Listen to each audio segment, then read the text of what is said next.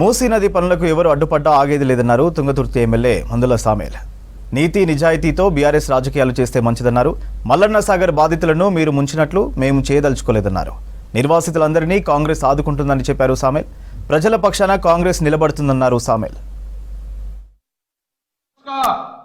తెలంగాణ ప్రజానికం బీఆర్ఎస్ ప్రభుత్వం మీద ఏనాడైతే టీఆర్ఎస్ను బీఆర్ఎస్గా మార్చుకున్నారో వాళ్ళ బొంద వాళ్ళ తీసుకున్నారు రాజకీయంగా.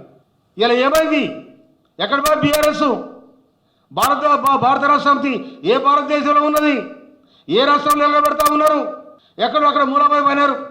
వచ్చి మురికి నీళ్ళ కోసం ఇవాళ మూసిలో పోతున్న దానికోసం ఆ మురికిలో పండుకొని మీరు అడిగిన బొర్రలి ఈడబడి ఆ మూసిలో తేలిరి హరీష్ రావు బామర్ తిరుగుతారు.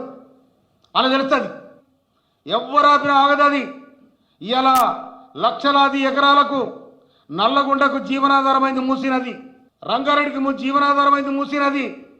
కనుక వచ్చే మురికి నీరు కాకుండా దాన్ని ప్రక్షాళన చేసి దాన్ని శుద్ధి చేసి హైదరాబాద్ నడిపొడ్డు నుంచి వెళ్ళిపోతున్న మూసీ నదిని కనుక సుందరీకరణ చేస్తే ప్రపంచ దేశాలు కూడా వచ్చి చూస్తాయి. ఇక్కడ మీరు మిమ్మల్ని ఏం చూస్తున్నారు? మేడిగడ బొర్రెను చూస్తున్నారు. మేడిగడ పలిన బొర్రె, ఇసుక బొర్రెలు పిల్లర్లు అవి చూస్తున్నారు. ఆడపోయి చూసినా పోరి మేము ఏం చేసినామని. అందుకోసమనే హరీష్ రావు గారు, కేటీఆర్ గారు, మీరు చెడు ఆలోచనలు బంద్ చేసుకోవాలి. ప్రభుత్వం చేస్తుంది, మీకు చేతనైలే, మీకు చేతగాలే, మీరు చేయలే. ఆడిపోయి అమాయక జనాన్ని రెచ్చగొట్టి మీరు ఏదో పప్పం గడుపుకోవాలంటే అది అశాస్త్రమే. మీ శాస్త్రంగా రాజకీయాలు చేయాల్సుకుంటే మీకు కూడా నీతి నిజాయితీతో రాజకీయాలు చేయాలి. అంతేగాని ఏదో ఒకదాన్ని అడ్డం పెట్టుకొని మేము ప్రజల పక్షాన ఉంటాం ఎడమైన ఇంతవరకు మల్లన్న సాగర్ రాలే. జైలు వేసారు, మీరు తీసుకుపోయి ములుగు జైలు వేసారు, లాఠీ చార్జ్ చేయించారు. అప్పుడెక్కడ పోయి మీ సమాధానం? దానికి సమాధానం చెప్పాలి. ఒకటి సుందరీకరణ చేయాలంటే అక్కడ ఉన్న పరిసరాలు కూడా శుభ్రం కావాలంటే అక్కడ ఉన్న హట్స్ కానీ గుడిసెలు కానీ లేకపోతే చిన్న చిన్న ఇళ్ళు కానీ తొలగించి వాళ్ళకు కూడా పునర్నివాసం కల్పిస్తారని ప్రభుత్వం ఆలోచన ఉంది. తప్పకుండా చేస్తుంది.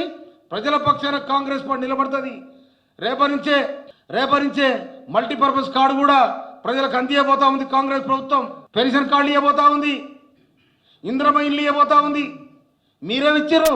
బొందలగడ్డలు, శ్మశాన వాటికలు, వైకుంఠ ధామాలు. ఒక్కరికైనా ఇల్లు కట్టించిన బాబు చూపెట్టరు. మీరు కట్టించిన ఇల్లు కుప్పకూలిపోయినాయి. అక్కడున్న ఎమ్మెల్యేలు, అక్కడున్న కాంట్రాక్టర్ మిలకతైరు మొత్తం నెర్రలు బట్టి బొర్రెలు పడి మొత్తం కుప్పకూలిపోయిన ఇల్లు చూడిపోరు. మీకు ఏమైనా సిగ్గు శరం ఉంటే తుంగతుర్తిల కంటే అనంతరం కంటే